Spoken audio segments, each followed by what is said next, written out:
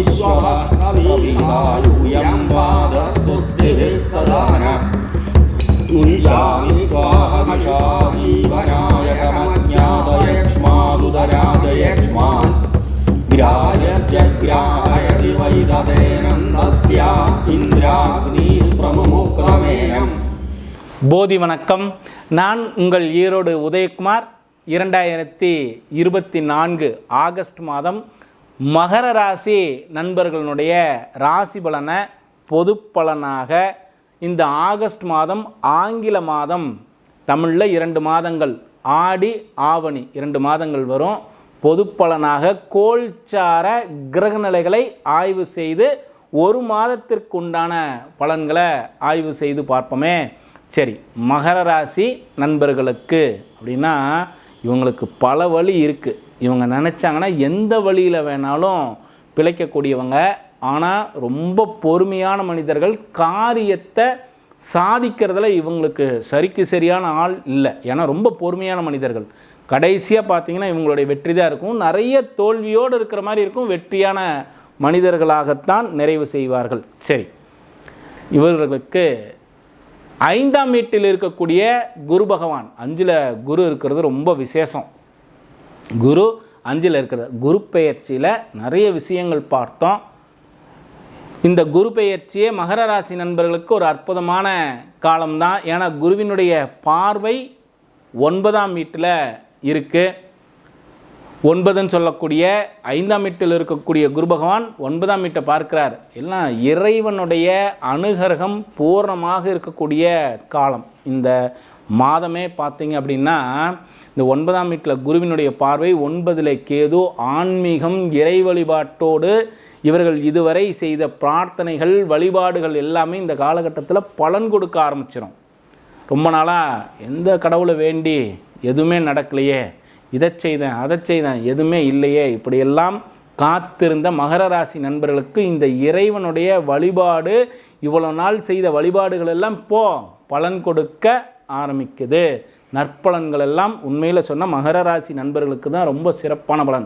ஏன்னா குருவினுடைய பார்வை 11ஆம் வீட்டிலையும் இருக்குது, லாபஸ்தானத்தில் இருக்குது, ராசிலையும் இருக்குது. சரி, நேர் 7ஆம் வீட்டில் எதுலாம் கவனமாக இருக்கணுங்கிறதையும் பார்க்கணும் இல்லையா? இதற்காக தானே ஜோதிடத்தை முன்கூட்டியே ஆகஸ்ட் மாதத்தில் நடக்கக்கூடிய பலன்களை நாம் பேசிக்கிட்டே வரோம். எதில் கவனமாக இருக்கணுங்கிறதையும் தெரிஞ்சுக்குவோம். 7ல் சூரியன் இருக்கிறார். 7ஆம் வீட்டில் போய் சூரியன் இருக்கிறது கொஞ்சம் சிறப்பான விஷயமா எடுத்துக்க முடியாது மகர ராசி நண்பர்களுக்கு. 7ஆம் வீடுன்னு சொல்லக்கூடியது கணவன் மனைவி, இந்த இடத்த சொல்லக்கூடியது 7ஆம் வீடு. யாருக்காவது சிறிய மருத்துவ செலவுகள் ஏற்படக்கூடிய காலம். தேவையில்லாத கருத்து வேறுபாடுகள் கணவன் மனைவிக்கு இந்த 7ஆம் வீட்டில் இருக்கக்கூடிய சூரியன் சின்ன சின்ன கருத்து வேறுபாடுகளை எல்லாம் உருவாக்குவார். தேவையில்லாத சண்டைகள் எல்லாம் உருவாகுவதற்குண்டான வாய்ப்பு இருக்குது. இந்த 7ல் இருக்கக்கூடிய சூரியன், 7ஆம் வீட்டில் சூரியன் இருக்கார்.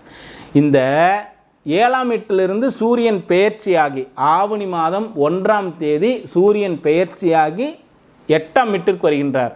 8ல் சூரியன் அவருடைய வீட்டில் ஆட்சியாகக்கூடிய ஸ்தானம். அஷ்டமாதிபதி அஷ்டமஸ்தானத்தில் ஆட்சி ஆகின்றார்.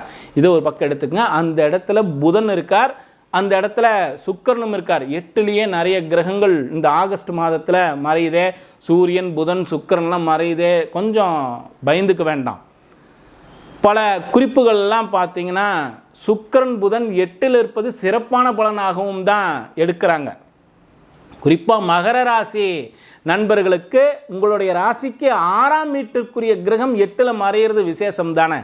6க்குரிய புதன் 8ல் மறைகிறார். பொதுவாக 8ல் ஒரு கிரகம் மறைஞ்சதுன்னா சிறப்பான பலன் இல்லை, அதனால் நன்மையான விஷயங்கள் எல்லாம் இல்லைன்னு தான் சொல்லுவாங்க. ஆனால் 6ஆம் வீட்டுக்குரிய கிரகம் 8ல் மறைகிறார் இல்லையா, அதை ஒரு வகையாக சிறப்பாக தான் எடுத்துக்கணும். சில குறிப்புகளில் புதன் 8ல் இருப்பதை விசேஷமாகவும் சொல்கிறாங்க. சுக்கிரன் 8ல் இருப்பதும் சிறப்பான பலனாக தான் சொல்கிறாங்க. இருந்தாலும் விழிப்புணர்வான விஷயத்தையும் நம்ம கொஞ்சம் கவனிச்சுக்கணும். வண்டியில் போகும்போது வரும்போது கொஞ்சம் நிதானமாக இருக்கணும். ஏன்னா 4ஆம் வீட்டிற்குரிய செவ்வாய் 5ல், அந்த இடத்துல பார்த்தீங்கன்னா குரு செவ்வாயினுடைய சேர்க்கை, அது அவ்வளோ விசேஷமான விஷயம். குரு செவ்வாயினுடைய சேர்க்கை 5ஆம் வீட்டில் இருக்குது. உங்களுடைய ராசிக்கு 11க்குரியவனும் 4க்குரியவனும் செவ்வாய் 5ல் இருக்கிறான், குருவோட சேர்ந்திருக்கிறான். ரொம்ப விசேஷம்தான், சிறப்பான பலன்தான். 11ஆம் வீட்டை குருவும் பார்க்கின்றார், செவ்வாயும் பார்க்கின்றார். லாபங்கள், பொன்னான லாபங்கள் ஏற்படக்கூடிய அற்புதமான காலம் இது. ஒரு வகையில் சிறப்பான பலனாக இருந்தாலும் இந்த அஷ்டமத்தில் இருக்கக்கூடிய முக்கூட்டு கிரகங்கள்னு சொல்கிறோம். சூரியன், புதன், சுக்கிரன் அஷ்டமத்திலே இருக்கிறார். இந்த 22ஆம் தேதி வரைக்கும் கொஞ்சம் வாகனத்தில் கவனமாக இருங்க. தேவையில்லாத, நமக்கு தொடர்பு இல்லாத சில விஷயங்களில் போய் நம்ம தலையிடக்கூடாது. நமக்கு சம்மந்தம் இல்லை இந்த விஷயம்னா நம்ம போய் தலையிட வேண்டாம். ஏன்னா 8ஆம் வீட்டில் எவ்வளோ நற்பலன்கள் சொன்னாலும் கவனமாக இருக்க வேண்டிய விஷயத்தையும் நம்ம எடுத்துக்கணும் இல்லையா. 6க்குரியவன் 8ல் வர்றது விசேஷம் சொன்னாலும் என்ன எதிர்மறையாக நடக்குங்கிறத கொஞ்சம் சிந்திச்சும் வச்சுக்கணும். தேவையில்லாத வம்பு வழக்கு, தேவையில்லாத பிரச்சனை, அடுத்தவங்களுக்கு நம்ம சப்போர்ட் பண்ணிட்டு போகிறது, யாருக்காகவாவது ஆதரவாக போலீஸ் ஸ்டேஷன் போகிறது, இந்த மாதிரி விஷயங்கள்லாம் தவிர்க்க வேண்டியது ரொம்ப அவசியம். சுக்கிரனும் 8ஆம் வீட்டில் தான் அதிகமாக தொழிலுக்காக, ஏன்னா உங்கள் ராசிக்கு 10ஆம் வீட்டுக்குரியவன் இல்லையா, 5, 10க்குரியவன் அல்லவா சுக்கிரன். அவன் 8ல் போய் உட்கார்றார். 8ல் சுக்கிரன் இருந்ததுன்னா பெரிய அளவில் இந்த காலகட்டங்களில் முதலீடுக்கான விஷயமா இப்போதைக்கு போக வேண்டாம், கொஞ்சம் கவனமாக போங்க. பெரிய அளவில் தொழிலில் முதலீடு இல்லை பெரிய விஷயத்தை லாபம் கிடைக்குங்கிற ஒரு ஆசையில் போய் எதையும் ஒரு முதலீடாக செஞ்சிட வேண்டாம். சிறிது கவனமாகவும் இருக்க வேண்டியது அவசியம். ஏன்னா நற்பலன்களை மட்டுமே பேசிட்டு கவனமாக இருக்க வேண்டிய விஷயத்தை விட்டுறக்கூடாது இல்லையா. ஜோதிடம் முன்கூட்டி தெரிஞ்சுக்கிறதே எதுக்காக, நம்ம எது எதிலெல்லாம் கவனமாக இருக்கணுங்கிறதையும் நாம் கொஞ்சம் ஆய்வு செய்துக்கணுங்கிறதுக்காக தான் ஆகஸ்ட் மாதத்தினுடைய பலனை இப்போ பலனாக சொல்கிறோம். ஏன்னா வந்துட்டால் இதெல்லாம் கேட்டுட்டு கொஞ்சம் கவனமாக போய்க்கணும். எது எதெல்லாம் நம்ம தவிர்க்க வேண்டியது அவசியங்கிறத ரொம்ப நிதானமாக கவனித்து வாழ்க்கையை கொண்டுட்டு போகணும். அப்போ தானே ஒவ்வொரு நிலைகள்லையும் நம்ம வெற்றியாளராகவே இருக்க முடியும். சரி, 9ல் கேது பகவான் இருக்கிறார். 9ல் கேது பகவான் இருந்தார்னாலும் குருவினுடைய பார்வை 9ஆம் வீட்டில் இருக்குது. அந்த ஸ்தானம் நமக்கு வலுவாயிட்டது அப்படின்னு தானே எடுத்துக்கணும். 3ல் இருக்கக்கூடிய ராகு, 3ல் ராகு இருக்கிறது வேலையாட்களால் விசேஷம், அயல்நாடு அயல் மாநிலம் சார்ந்த விஷயங்களில் ஒரு நல்ல வளர்ச்சியான சூழ்நிலை. 3ல் இருக்கக்கூடிய ராகு விசேஷமான பலன்களை தான் கொடுக்குறாரு. அப்போ நமக்கு அந்த கிரகத்தினுடைய பாதிப்புகளும் பெரிய அளவில் இல்லை. அப்போ இந்த மாதம் பார்த்திங்கன்னா குரு செவ்வாய் சேர்க்க நமக்கு சிறப்பு தான். 6ஆம் வீட்டுக்குரியவன் 8ல் மறைஞ்சிட்டாலும் தப்பில்லை, சுக்கிரன் 8ல் இருக்கிறனால தப்பு இல்லை. இருந்தாலும் எது எதிலெல்லாம் கவனமாக இருக்கணுங்கிறதையும் பேசியிருக்கோம். சூரியன் 8ல் ஆட்சி ஆகின்றார். கொஞ்சம் அரசாங்கம் சார்ந்த விஷயங்கள் எல்லாம் கவனமாக போகணும், வாகனங்களில் கவனமாக இருக்கணுமே தவிர பெரிய பாதிப்புகளை இந்த 8ஆம் வீட்டில் சேரக்கூடிய இந்த 3 கிரகங்கள் மகர ராசி நண்பர்களுக்கு பாதிப்பை கொடுக்க மாட்டாங்க. கொஞ்சம் தைரியமாக இருக்கலாம். சரி, சனி பகவான் இருக்கிறாரு, உங்களுடைய ராசிநாதன் சனி பகவான் தானே, அவர் வக்ரமாகிறார். இதையும் கொஞ்சம் குறிப்பாக எடுத்துக்கணும். உங்களுடைய ராசிநாதன் 2ஆம் வீட்டுக்குரியவன், தனஸ்தானாதிபதியும் அதே சனி பகவான் தான். 2ல் தான் வக்ரமாகிறார். அப்போ 2ல் வக்ரமாயிட்டார்னா நம்ம முதல்ல யோசிக்க வேண்டியது நம்மளுடைய பொருளாதாரத்தில் கொஞ்சம் கவனமாக இருக்கணும். காசு நல்ல லாபம் வருது, லாபஸ்தானத்தில் குரு பார்க்குறார், செவ்வாய் பார்க்குறார், இந்த மாதிரிலாம் நினச்சிட்டு நல்ல லாபம் வருதுன்னு காசை கண்ணப்பண்ணன்னு செலவு பண்ணக்கூடாது. தக்க வச்சுக்க வேண்டியது ரொம்ப ரொம்ப அவசியம். பொருளாதாரத்தை சம்பாதிக்கிறத விட சம்பாதிச்ச காசை தக்க வைக்கணும். கரெக்டாக சேமிப்புக்கு போக வேண்டியது ரொம்ப அவசியம். மகர ராசி நண்பர்கள் இந்த 2ல் சனி பகவான் வக்ரமாயிருக்கக்கூடிய காலத்தில், அதே போல் உங்களுடைய குடும்ப ஜனங்கள்கிட்ட தேவையில்லாத வார்த்தைகள் எதையும் வச்சுக்காதீங்க. எது தேவையில்லாமல் எதுவுமே பேசவே வேண்டாம். நீங்கள் நல்லது சொன்னாலும் அது ஒரு மாதிரி கெட்டதாகவே போய் முடியும். அதனால் பேச்சில் கவனம் தேவை. மகர ராசி நண்பர்களுக்கு சொல்லக்கூடிய வார்த்தையில் கவனம் தேவை. 2ஆம் வீட்டுக்குரிய கிரகம் வக்ரமாகிறதுனால கொஞ்சம் தேக ஆரோக்கியத்தில் கவனமாக இருங்க. ராசிநாதனும் சனி பகவான் தானே, ராசிநாதன் சனி பகவான் வக்ரமாகிறாருன்னா கொஞ்சம் தேக ஆரோக்கியத்திலையும் கொஞ்சம் கவனத்தை செலுத்தணும்.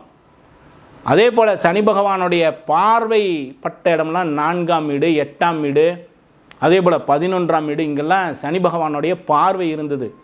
இப்போ வக்ரமாக இருக்கக்கூடிய காலத்தில் இடம் சார்ந்த விஷயங்கள் எல்லாம் ஒரு தீர்வுக்கு வரும். உங்களுடைய தாயாரினுடைய ஆரோக்கியம் சரியில்லை, என்னுடைய அம்மாவுக்கு உடம்பு பாதிக்குது, ஏதாவது தேவையில்லாத பிரச்சனைகள் இருக்குது, புதிய வாகனங்கள் வாங்கணும்னு நினச்சேன் ஆனால் செய்யவே முடியல, இப்படியெல்லாம் இருந்த மகர ராசி நண்பர்களுக்கு இந்த ஆகஸ்ட் மாதம் புதிய வாகனங்கள் வாங்கக்கூடிய அற்புதமான வாய்ப்பும், தாயாரனுடைய உடல் ஆரோக்கியம் சீராகக்கூடிய வாய்ப்புகள் எல்லாம் கூடி வருது. சிறப்பான பலன்களும் உண்டு. அதே போல் ஏதோ தேவையில்லாத வம்பு வழக்கு பிரச்சனை அலைச்சல் இது போல் எனக்கு இருந்துக்கிட்டே இருந்தது, எனக்கு சரியாக இதில் எதுலேயும் முடிவில்லை அப்படியெல்லாம் நினைத்தவர்களுக்கெல்லாம் இந்த சனி பகவானுடைய வக்ர நிலை அற்புதமான பலன்கள் உண்டு. அலைச்சல்கள் எல்லாம் குறையும், வம்பு வழக்கு பிரச்சனைகள் எல்லாம் தீர்வுக்கு வரும். ரொம்ப நாளாக இழுத்துக்கிட்டே இருந்ததுங்க, இந்த பிரச்சனை முடியவே இல்லை, இதெல்லாம் இந்த காலகட்டங்களில் தீர்வு ஏற்படக்கூடிய அற்புதமான காலம். மகர ராசி நண்பர்களுக்கு லாபம் இல்லை, லாபம் குறைவாக இருந்தது, இப்படியெல்லாம் நினைத்தவர்களுக்கெல்லாம் அற்புதமான லாபங்களை ஏற்படுத்தக்கூடிய நேரம். இந்த ஆகஸ்ட் மாதம் மகர ராசி நண்பர்களுக்கு சிறப்பான பலன்கள் எல்லாம் உண்டு. நன்மையான விஷயங்கள் எல்லாம் இன்னும் அதிகமாக கவனிக்க தனி காணொளியாக சில விஷயங்கள்லாம் நாம் என்ன பண்ணுவோம், எடுத்து பேசுவோம். இன்னும் என்னென்ன செய்தால் மகர ராசி நண்பர்களுக்கு இன்னும் நற்பலன்கள் எல்லாம் கூடி வருங்கிறத தனி காணொளியாக மறுபடியும் இன்னொரு காணொளி பேசுவோம். சரி, எந்த இறைவனை வழிபாடு பண்ணுறதால என்னுடைய பொருளாதாரம் சீராகும்? எல்லோருக்கும் பார்த்தீங்கன்னா நீங்கள் நல்லா இருக்கிறீங்களான்னு கேட்டால் முதல்ல என்னுடைய பொருளாதார நிலையை வச்சு தான் பலன் சொல்லுவேன். நான் நல்லா ஆரோக்கியமாக இருக்கிறேங்க, என்னால் பொருள் ஈட்ட முடியும், என்னால் குடும்பத்தை நல்லா பார்க்க முடியும், இதையெல்லாம் வச்சு சொல்ல மாட்டான் என்னுடைய பொருளாதாரம் இப்படி இருக்குதுங்க. நீங்கள் நல்லா இருக்கிறீங்களான்னு கேட்டோன்னே முதல்ல சொல்லக்கூடிய விஷயம், எங்கே போய் என்னுடைய தொழில் இப்படி இருக்குது, வருமானம் இல்லை, இதை தான் பேசுவோம். அப்போ நம்ம நல்லா இருக்கிறோமான்னு கேட்கக்கூடிய கேள்வி, இந்த தேகம் ஆரோக்கியமாக இருக்கா, உங்களுடைய குடும்பம் நல்லா இருக்கா, இதை கேட்டால் சொல்லக்கூடிய பதில் பொருளாதாரத்தையும் தொழிலையும் வச்சு தான் பேசுவோம். ஏன்னா நம்ம நினைக்கிறது என்ன நினைக்கிறோம், தொழிலும் பொருளாதாரமும் தான் வாழ்க்கைன்னு நினைக்கிறோம். அப்போது எல்லோருக்கும் தேவை பொருளாதாரம் தாங்கிறது நல்லா நிறைவாக தெரிஞ்ச விஷயமாகவும் இருக்குது. அப்போ பொருளாதாரத்தை மேம்படுத்த இந்த மாதத்தில் மகர ராசி நண்பர்கள் என்ன செய்யணுங்கிறத ஒரு குறிப்பாக பேசுவோமே. அருகில் இருக்கக்கூடிய பைரவர் கோவிலில், அந்த கோயிலுக்கு போங்க, இந்த ஊரில் இருக்கிற இந்த பைரவர் கோயிலுக்கெல்லாம் போங்கன்னெலாம் சொல்லலை. நீங்கள் உங்கள் வீட்டுக்கு அருகில் இருக்கக்கூடிய பைரவர் கோவிலில் முடிஞ்ச வரைக்கும் அஷ்டமியில் ஞாயிற்றுக்கிழமையிலெல்லாம் வழிபாடு பண்ணிக்கிட்டே வாங்க. நிச்சயம் பொருளாதாரத்தில் ஒரு உயர்வு, உங்கள் குடும்ப ஜனங்களிலே ஒரு நல்ல முன்னேற்றமான சூழ்நிலை, இணக்கமான சூழ்நிலை, பொருளாதாரத்தில் வளர்ச்சி, கல்வியில் வளர்ச்சி எல்லாம் ஏற்படக்கூடிய மாதமாக அமையும். இந்த மாதம் நல்ல கல்வி உயரும், பொருளாதாரம் உயரும், குடும்பத்தில் ஒரு நல்ல இணக்கமான சூழ்நிலைகள் எல்லாம் ஏற்படும், நற்பலன்கள் எல்லாம் ஏற்படும். அதே போல் இறைவனை வழிபாடு பண்ணுகின்ற பொழுது கற்பூர ஆராதனை காட்டுறாங்கன்னா கண்களை விழித்து இறைவனை வழிபாடு பண்ணுங்க. கண்களை திறந்து அந்த இறைவனை வழிபாடு பண்ணுங்க. கோவிலினுடைய வளாகத்தில் சுற்றி வரக்கூடிய இடத்துல ஏதோ ஒரு இடத்துல அமைதியாக உட்காந்து இந்த புருவ மத்தியில் உங்களுடைய வேண்டுதல்களை எல்லாம் நினைத்து அந்த இறைவனுடைய பாதத்தில் சமர்ப்பணம் பண்ணுங்க. காரியம் அனுகூலமாகும், நம்ம வேண்டுதல்கள்லாம் நடக்கும். இதுக்குன்னு சில விஷயங்கள்லாம் இருக்குது. தனி காணொலியும் இன்னும் நிறையா ஆய்வு செய்வோம். ஒவ்வொரு ராசியினருக்கும் 12 ராசியினருக்கும் பல குறிப்புகள் நம்ம பேசுவோம். நிறைய விஷயங்கள் சொல்லலாம். இனி வரக்கூடிய காலங்களில் பல விஷயங்கள் நம்ம பகிர்ந்துக்குவோம். நிறைய காணொலிகளில் நிறைய விஷயங்கள் பேசிக்கிட்டே வருவோம். சரி, நற்பலன்கள் எல்லாம் கூடி வரணும். மகர ராசி நண்பர்களுக்கு இன்னும் இந்த மாதம் சிறப்பாக இருக்க தனி காணொலியை பாருங்கள். இந்த 12 ராசிக்கு முடிச்சுட்டு அதையும் போடுவோம்.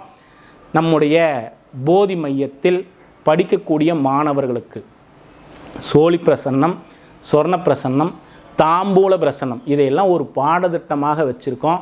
இதில் தியானம், சுவாச பயிற்சியோடு சேர்த்து தசமகா வித்யா பாடத்திட்டத்தையும் சேர்த்திருக்கோம்.